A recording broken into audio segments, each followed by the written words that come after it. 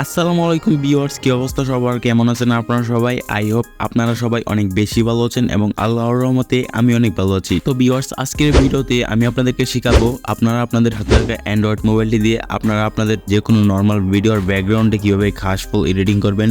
প্রিভিউতে আপনারা যেগুলো দেখতে পাচ্ছেন যেরকম এডিটিং, ওই রকম এডিটিং আপনারা কীভাবে আপনাদের হাতে থাকা অ্যান্ড্রয়েড মোবাইলটি দিয়ে এক ক্লিকে করতে পারেন শুধুমাত্র ফটোরুম অ্যাপটি দিয়ে।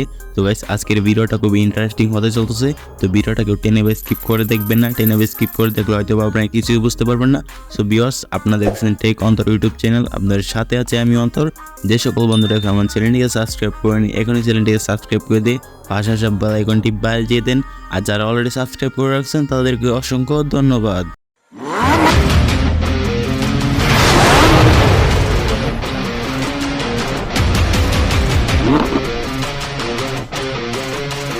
তো ওয়েলকাম ব্যাক গাইস, আমরা চলে আসলাম মোবাইল স্ক্রিনে আসার পর আপনাদের এরকম খাসফুল ব্যাকগ্রাউন্ড ফটো এডিট করার জন্য দুইটা অ্যাপ্লিকেশন প্রয়োজন হবে। একটা হচ্ছে রিমিনি অ্যান্ড আরেকটা হচ্ছে ফটোরুম। তো আপনার দুইটাই কিন্তু গুগল প্লে স্টোরে অ্যাভেলেবেল পেয়ে যাবেন।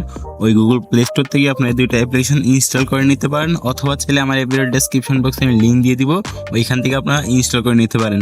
তো আপনারা অ্যাপ দুইটা ইনস্টল করার পর আপনারা সিম্পলি ফটোরুম অ্যাপ্লিকেশনটা ওপেন করবেন। এন্ড ফটোরুম অ্যাপ্লিকেশনটা ওপেন করার পর আপনাদের সামনে এরকম একটি ইন্টারফেস শো হবে। তো আপনারা এখান থেকে নিচে দেখতে পারতেছেন স্টার্ট ফ্রম ফটো। তো আপনার স্টার্ট ফ্রম ফটোতে একটা ক্লিক করবেন, দেন এখান থেকে আপনাদের গ্যালারিটা ওপেন হবে।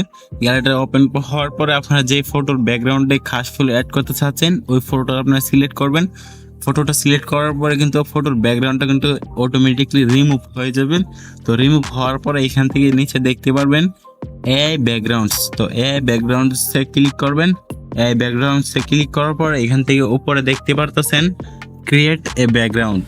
তো আপনি ক্রিয়েট এ ব্যাকগ্রাউন্ডে ক্লিক করবেন।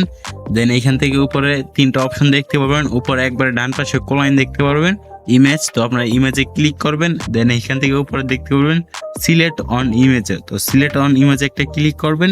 দেন এখান থেকে আবার গ্যালারি ওপেন হবে। আপনার গ্যালারি থেকে একটা ইমেজ নিতে হবে, যে ইমেজের ব্যাকগ্রাউন্ডে অলরেডি খাসফুল রয়েছে। তো আমি কিছু ইমেজ আমার এই ভিডিও ডেসক্রিপশন বক্সে দিয়ে দিব, ওইখান থেকে আপনারা ইমেজগুলো ডাউনলোড করে নিতে পারেন। তো ডাউনলোড করার পর এখান থেকে ওই ইমেজটা সিলেক্ট করবেন যেই ইমেজের ব্যাকগ্রাউন্ডে খাসফুল রয়েছে। তো আমি এই ইমেজটা সিলেক্ট করতেছি।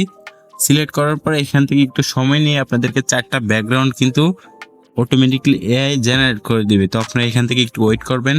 তো দেখতে পারতেছেন আমাদেরকে কিন্তু চারটা ব্যাকগ্রাউন্ড এআই জেনারেট করে দিছে।